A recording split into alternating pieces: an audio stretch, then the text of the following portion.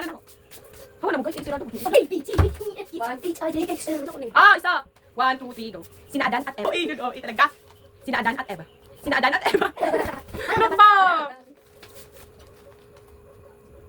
Ito na daw. Nagbayo ko sige pakatawa.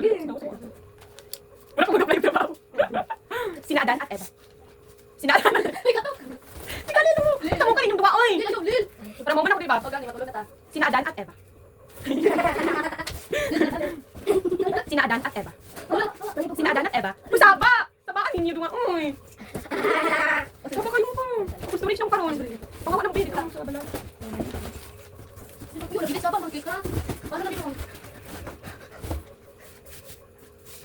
Saan dito, oy? Nakagod mo dito na sa mukha kayo. Wala ko naman dito ba? Saan mo pa ninyo, oy? Ayaw magsabak sa bagay mo. Kasi nakaligaw ang saba kayo.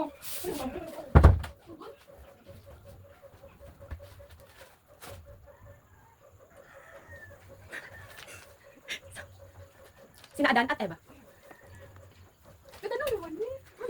Maliban, ginakuya ko mga hindi karoon.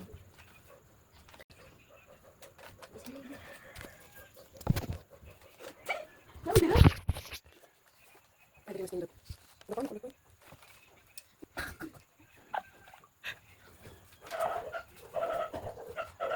Uy! Di ko sa'yo, baka. Sabahan niyo. Sina Adan at Eva.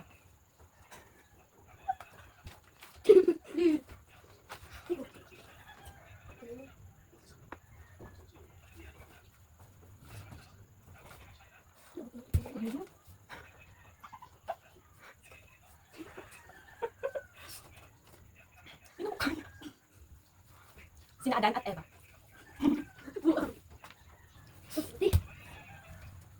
Sina Adan at Eva. Ayaw, gusto mo. Sige, saba.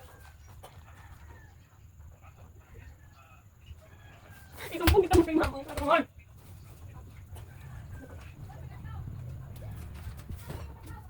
Sina Adan at Eva. Sina Adan at Eva ay tumira sa halamanan ng Eden. Maraming punong kahoy sa halamanan.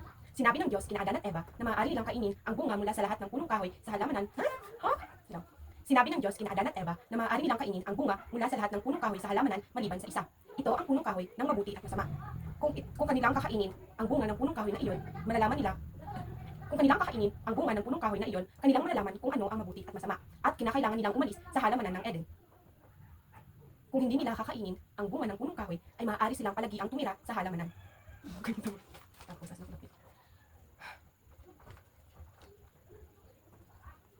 sinabi ng Diyos na sila ay makapamimili.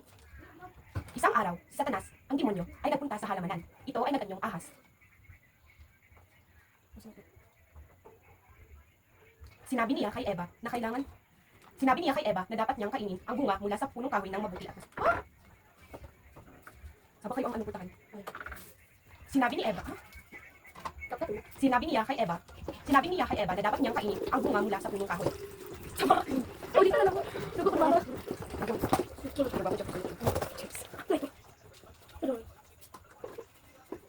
Okay, sino? Okay. Pero papakulot mo, magising mo lang. Kasi kalin, tatlo kalin niyo. Ano din siya? Boy, nagbulan mo. Ha? Go! Pangawan naman dali. Wait, Ay, okay. Sige. Ano kaya? Hindi ka napit.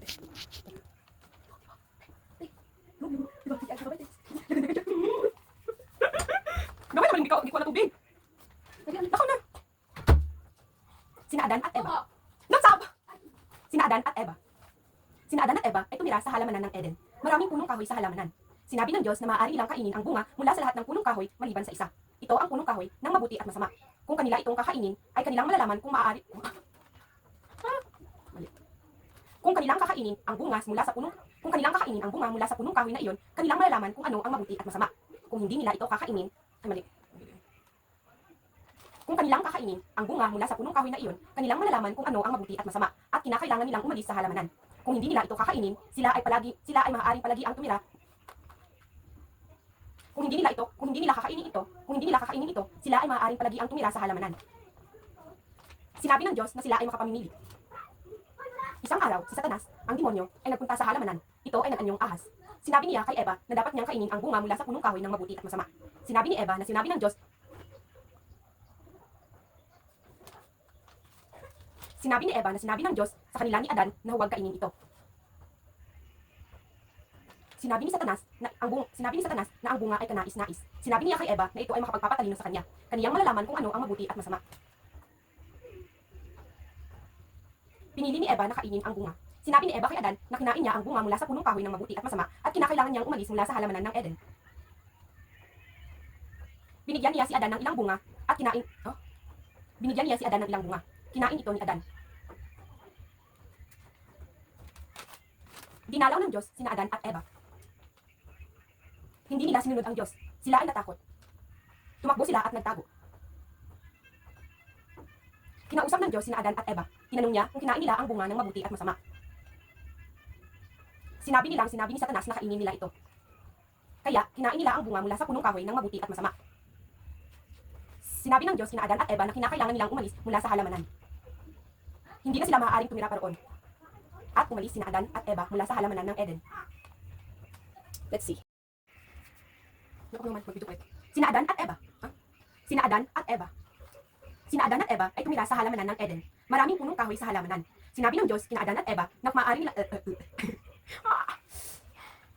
Sina Adan at Eva. Sina Adan at Eva ay tumira sa halamanan ng Eden. Maraming punong kahoy sa halamanan. Sinabi ng Diyos kina Adan at Eva na maaari nilang kainin ang bunga mula sa lahat ng punong kahoy maliban sa isa di ay. Sina Adan at Eva. Sina Adan at Eva ay tumira sa halamanan ng Eden.